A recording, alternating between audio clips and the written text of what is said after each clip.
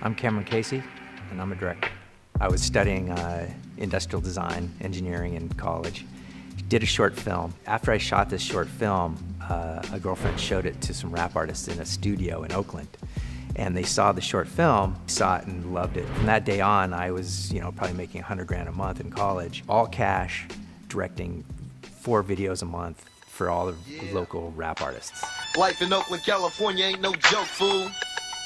The game is deep, boy, and it goes a little something like this. Living the life, watching. I remember the day I took a photo of my apartment, and I had probably, $200,000 in cash on the floor, and I took a picture of it and showed it to my father. And I said, do you mind if I take a little break from college to manage this business because things are going really well? Yeah.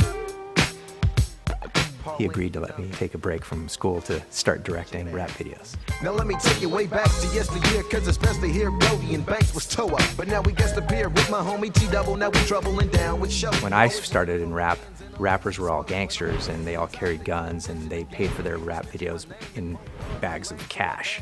So that made it very interesting as well, because you're on the set with a bunch of gangsters and they want to shoot their rap videos certain ways, and so you're constantly in this ongoing conversation about how we're going to get the shot, what we're getting, and who's really in control there. I did a video called Regulate. It was a clear black night, a clear white moon. Warren G was on the streets trying to consume some. And that was in the early 90s, and it was sort of a classic rap song for the West Coast. Now they dropping and yelling, it's a tad bit late. Nate Dogg and Warren G had to regulate. I grew up in a small winery town on a horse ranch about 35-40 minutes away from San Francisco. It's a very quaint, picturesque little town. I grew up racing motorcycles, riding horses, and hunting and doing all that stuff. I mean, it's very rural. I would say it's about as far away from Hollywood as you'll ever get.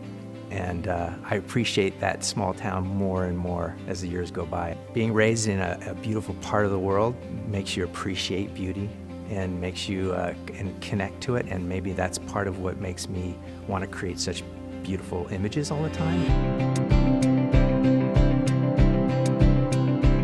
What makes a woman beautiful to me is the spirit through the eyes, the illuminance that they have in their smile, the energy that comes from their expression and their movement.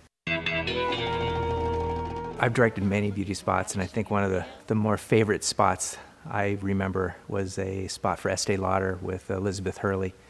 And I got a list of, as long as my arm, about the things I couldn't shoot with her, from arms, hands, feet, legs, ankles, chins, throat, you name it. I had to, one, get to know Liz really well. We had a great rapport on the set, so I was able to really kind of get her to feel really comfortable, and I was able to shoot around all those things, get the client very comfortable with her performance, and we ultimately created some really beautiful film with her.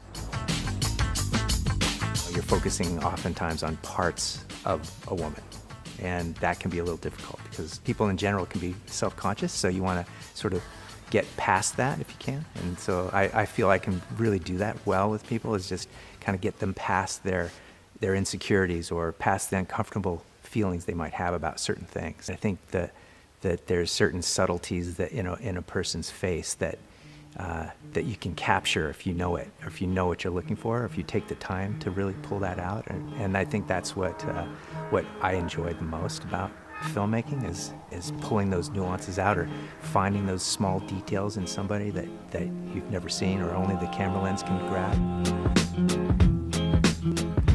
There is beauty in storytelling, absolutely. And I think storytelling to me is a necessary part of life, because you've got to tell stories to learn, and you need to tell stories to inspire people. And I think that ultimately a good story is beautiful.